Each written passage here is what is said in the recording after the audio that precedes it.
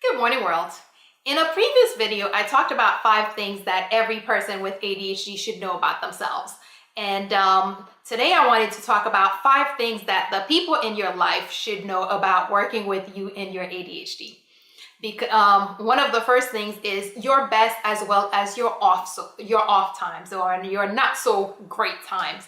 If in that first video I mentioned the importance of knowing your best times, because if someone is coming to do a project with you, if someone is wants to have a very important conversation with you, it's important that they know the best time to have that conversation with you, the best time to work on this project with you. So make sure that they know your best as well as your off times. 2, how you process information. The ADHD brain is interesting. Yeah. Every single person with ADHD has a different everything when it comes to their ADHD. Everyone works differently. Everyone processes differently. And just because they know one person who has ADHD and this is how they process information does not necessarily mean that this is going to be the same for you.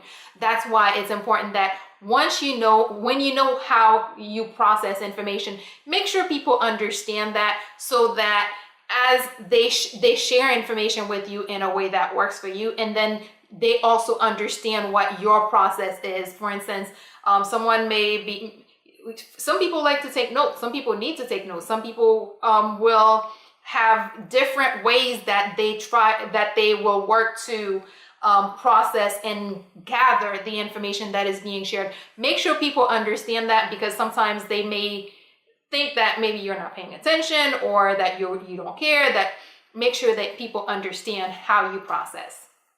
3, how you work best. The kind of environment, what you require, the level of notice that you require, how you work best, especially in the work setting as well as at home, because there are responsibilities that you have at home. And make sure that people know this is the best way to get me to help me do things. If you need me to do ABCD, this is what you need to tell me. If you need me to do XYZ, this is what you need to do. In order for me to perform most effectively at work, I need to be in that back room. In order for me to be most efficient, I need access. Make sure people understand what your best work environment, your best work setting, so that they can help contribute to that. 4, your communication style. We all, just as individuals, just have our own communication styles, but again, with ADHD, it just adds extras to everything you do. So make sure that people do know and understand what your communication style is. For instance, if you're that person where you prefer or you need information to come to you in writing, that way you can highlight and take notes. Maybe you want an email, maybe you're that text.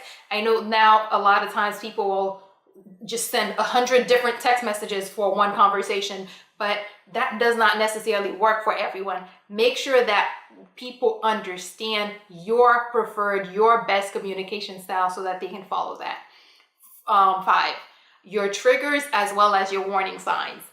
There are things people do that set people off, just in general, but when you are working with ADHD, you have your whole process together, you have everything, your whole system working just fine, and then someone comes in, maybe they interrupt you while you're working, or maybe they're keeping you too long and you're missing your break.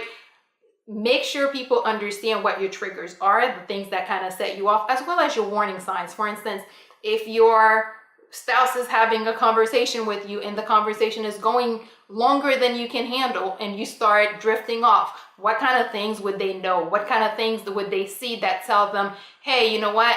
I need to give you a break so that we can take this conversation back, pick up this conversation another time so we can be productive. So make sure they know both your triggers as well as your warning signs. Quick recap. 1, your best times as well as your off times, so that they can plan accordingly. 2, how you process information so that they understand what is going on as they're conveying and communicating things to you, and how they share information with you as well. Your best work environment, so that they can help provide that environment for you. for your communication style, the best way for them to share information with you, as well as the best way for you to share information with others.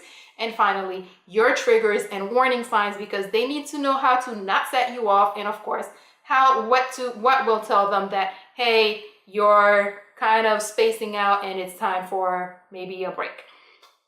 And as always, if you or maybe someone else you know is going through something that may be more than you can handle, please do reach out and get some help, because there is a lot of help out there available to you. And that is all we have for today. Good morning, world. Have an awesome day.